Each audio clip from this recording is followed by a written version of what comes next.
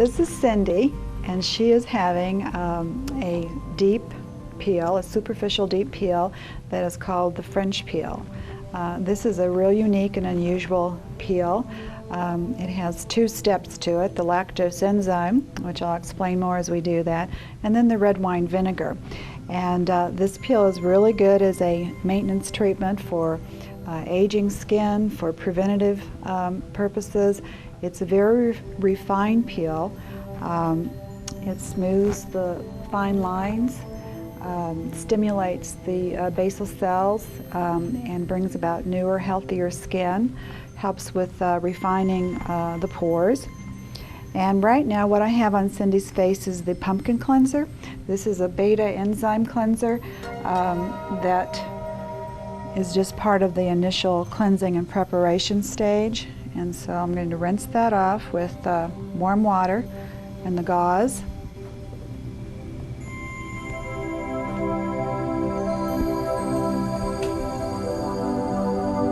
I'm going to do a granular scrub on her.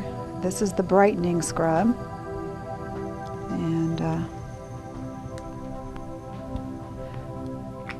the brightening scrub helps to soften the skin cells, helps to loosen any of the dead skin that's formed on the tissue or on the skin, and just overall gives the skin a very nice polish. The grains on any of your scrubs are very difficult to get off when they are wet, and so no matter when you do the dry step, if I were to have rinsed her skin first with water, I would still have to go over the skin with a dry gauze in order to brush away the grains. And doing it first, like I said, just really helps to get more of a manual exfoliation on the skin. I like to even go back with my hands and kind of work the remainder of these grains into the skin, rolling around. Gives a nice clean look. Skin will look real pretty when we rinse her. Now the next step before we go into our actual French peel application of the lactose enzyme is the 20% lactic. And we put just a little layer of this on to leave on the skin for about 5 minutes. This starts to really soften up the stratum corneum, and that 20% lactic seeps down into the skin cells, into the tissue, and gets the skin just more softened, more prepared, so that when we put the lactose enzyme on, it'll really break up and digest all of those cells nicely. And the lactose powder is a cultured soured milk enzyme that is activated by water. And so we mix a teaspoon of the powdered enzyme into the glass beaker with a little bit of water. And so it should be a very thin mixture that looks kind of caramely. You stir it up. It's not thick. It just takes a small amount of water and liquid to get it to the consistency that we need. And then you apply it with the brush evenly all over the skin. It's one that you can mix a lot of things with. I use it at home all the time on my skin and work it into the skin and kind of massage it in.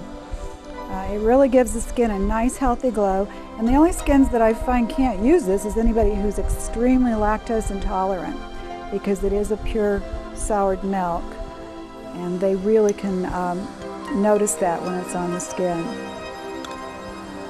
Now, to intensify this action and to also speed up the enzyme, I'm going to occlude her face with cellophane and put a hot compress on her.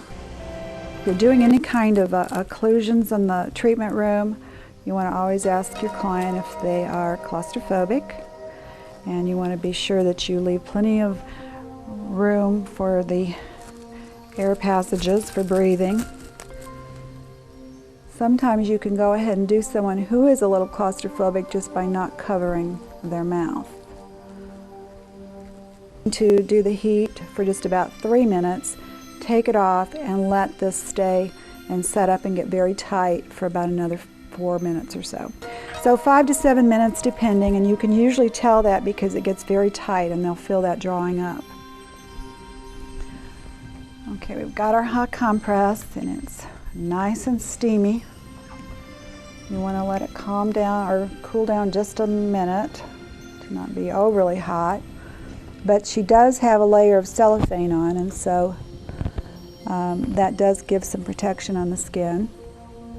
Also, like I said, this lactose is not hot. There's no real sensation to it, so it's not the same as having an acid on the face when you're doing a hot compress. Kind of lift it up on the chin area. That's where more of the heat holds because it's thicker there. And do not go back and press the towel down. It's much too hot to do that. It feels uncomfortable to your client. So we leave this on the skin for 3 minutes, and then we'll take the wrap off and let it sit for another 7 minutes. Start to remove the enzyme. And it's better if you hold the skin taut, like I'm doing, and wipe away firmly, as opposed to just going in and trying to remove it like you might do a mask or another enzyme.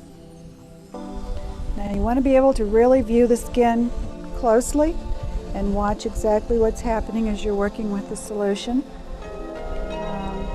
Take a 2x2, and what I did is I poured the red wine vinegar already into my glass beaker, just a small amount to start, because I don't know exactly how many layers this is going to take. It's really not so much a layering. You put it on evenly all over, and you just may have to go back a few places where it doesn't take right away. Usually once you get a good layer on with firm pressure, you wait 3 to 5 minutes. And normally by that time the frosting will have taken place. Go ahead and take the eye pads off.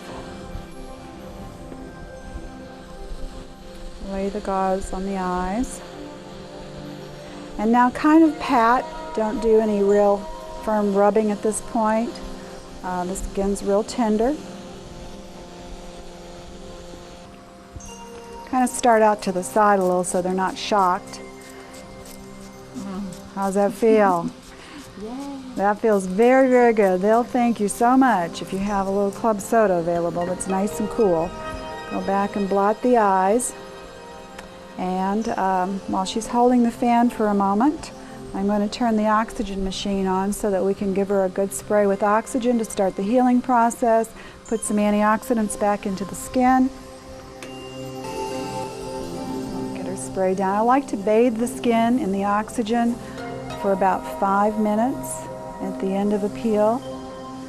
Like I said, it feels so good, and it really starts the healing process for them. Oxygen has many benefits for the skin. It adds an element of moisture and water hydration to the tissue. I'll take one for myself. Now, Cindy, how are you feeling? Great. Okay, and she looks real pretty now. She didn't a little bit ago as we were going through this process to get her skin ready and put the acid on. But this has been the French peel, a superficial deep peel that will take about a week to complete. And now Cindy's going to get up, she's going to have a drink of water, and we'll send her on her way.